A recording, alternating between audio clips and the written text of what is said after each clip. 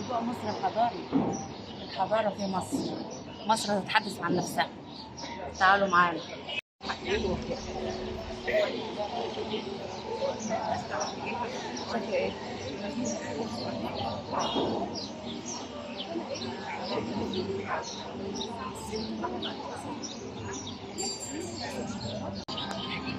حبايبي خليكم معايا.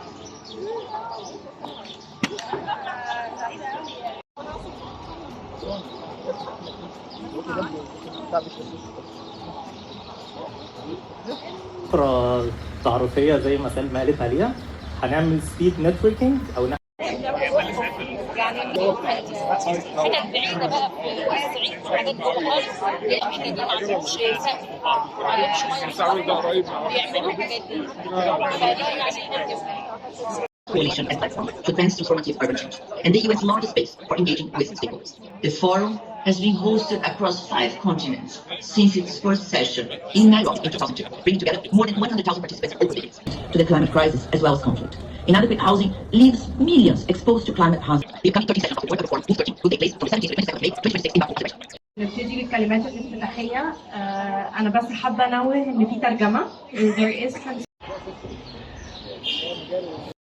في نجاحات الدولة في الفترة الحالية إلى أن نصل لهدف معين في 2030، وبنبص كمان على 2050 ومحطات التحلية إزاي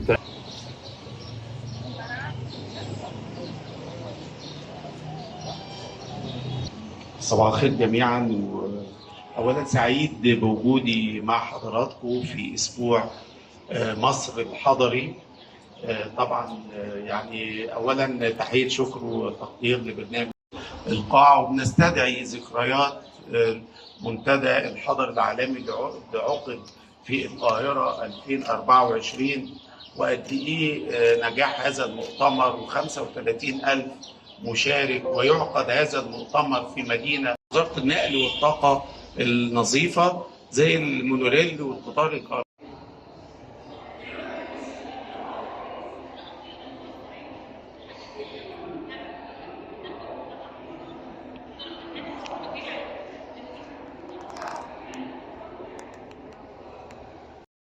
عائد ليا اثق منه على خطتي، وازاي احط خطتي مبنيه على ان انا عندي مشروعات محتاجه فلوس ودعم مادي، ومشروعات اخرى بتحقق المشروعات الحاليه اللي انا بعملها وهي اصلا تحديات احولها لفرصه تبني لي مستقبل على سنوات جايه. كل 5 سنين اقول ده انا هتحول خطه بعد كده 5 سنين جايه يبقى انا عائدي هيكون كذا، هيصرف على الحاجه الفلانيه، وارسم لها خطه ليا على مدى سنوات خمسيه كلها تبقى لغايه ما نوصل لي اللي هي الزيرو بقى بتاع ان خلاص الصندوق قام بمهمته بعد كام سنه الله اعلم.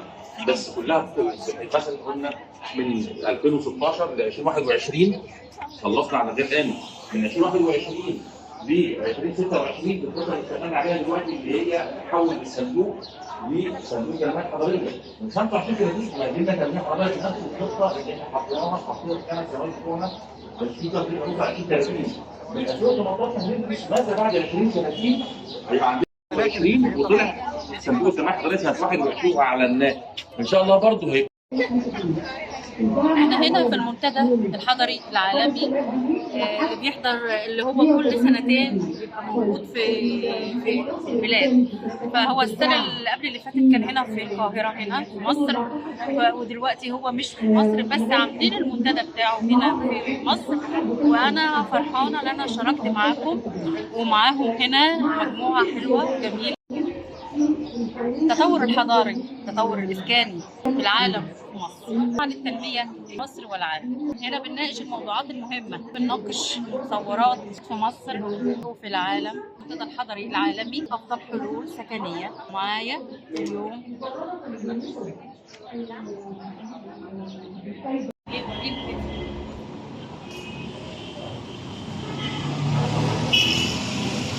الزرع، الأماكن الحلوة. لازم تغيري مودك، تغيري النفسية مع المكان اللي بتريح العين. ايه هو المكان اللي بيريح العين؟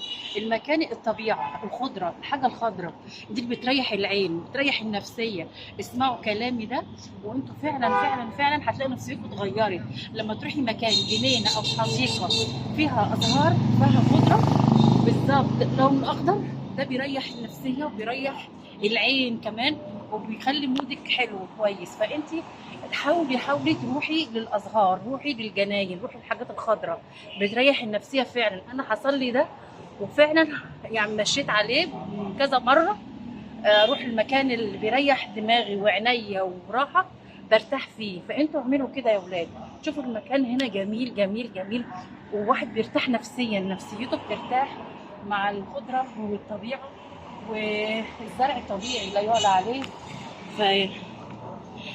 فخليكم معايا وشوفوا الزرع، وشوف لسه بيتفتح، لسه الزهور يا ولاد، الزهور لسه بتتفتح، لسه بتتفتح.